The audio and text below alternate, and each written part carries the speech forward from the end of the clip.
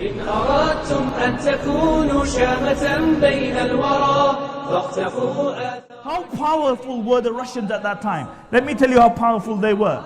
They had defeated the Persians, they had defeated the Turks, all the way up to China, they ruled. Nobody came in their way, all the way up to China. They had Serbia, they had Mongolia, they had Poland. Even the British were concerned, because if they took the Caucasus, then they would be their neighbors in India. And then they were speaking about a crusade. The Russians were speaking about a crusade. They were saying that if we take the Caucasus, then we will be able to start a new crusade. We can liberate the holy lands, the Masjid al-Aqsa. And then Allah subhanahu wa ta'ala created a man who I call the Salahuddin of the Caucasus. Imam Shamil rahimahullah. For the next quarter of a century, Imam Shamil did not allow this superpower to move. They did whatever they could, but they could not defeat Imam Shamil rahimahullah. Imam Shamil was born where? He was born in a village called Gimri in Dagestan in 1797. He belonged to a family of Avars. Avars are people who live in the Caucasus and who are very high, 9 generations of very high nasab and family. This was what his real lineage was. But the Russians didn't believe that. The Russians, when they heard about Imam Shamil and his great feats and how heroic this man was and how magnificent he was, they said, no, there's no way that this man can be a Muslim or of any other origins besides Christians.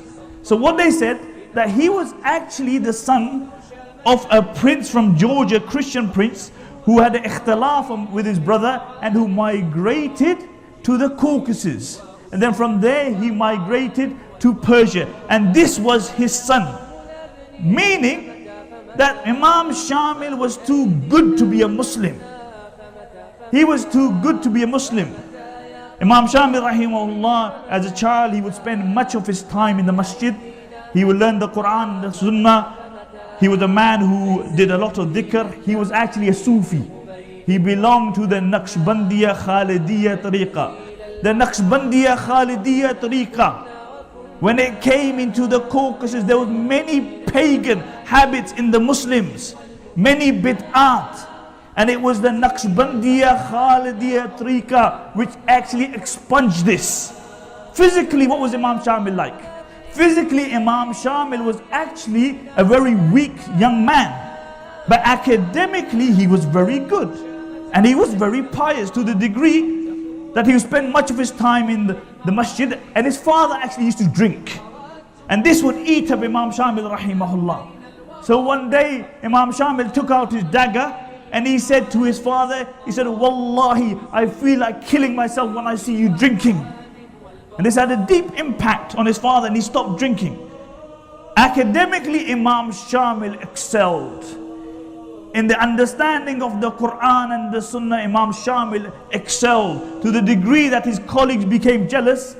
And one day, they ambushed him and they beat him senseless. They even stabbed him. Now amongst the people of the Caucasus, it was a sign of weakness that when you are beaten up, that you run to your parents. You don't do that. So what did he do? He crawled into the forest and then he healed his wounds with herbs and he got better and then he came back.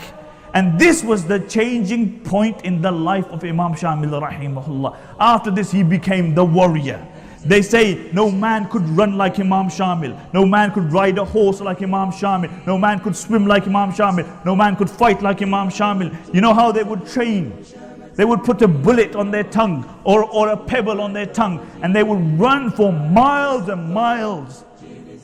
And if you panted and the bullet fell down, that meant that you were not fit enough today. You weren't fit enough yet. Imam Shamil rahimahullah, he could jump over a stream which was 27 feet. He could leap over the shoulder of a person. As far as strength, Imam Shamil was 6'3". They say that he could split the butt of a rifle with one strike. In one of the battles, one of the Cossack horsemen, Imam Shamil rahimullah, struck him with a sword from the head, and he literally split him into two, right down to his butt. Right down to his butt. As while riding a horse, Imam Shamil rahimahullah, he would have a rifle in one hand, a sword in the other hand, and he would control the horse. The reins would be in his mouth. And this is how he would control the horse. He could come down from the horse, come down to the belly, and come up from the other side. This is what these people were like. The London Times defined Imam Shamil as the greatest chieftain who ever lived.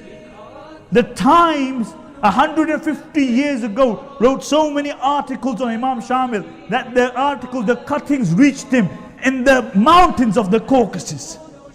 The mountains of the Caucasus. فاقتفوا آثار جيل للمعالي سطرا جيل زيد وأسيد ومعاذ والبراء.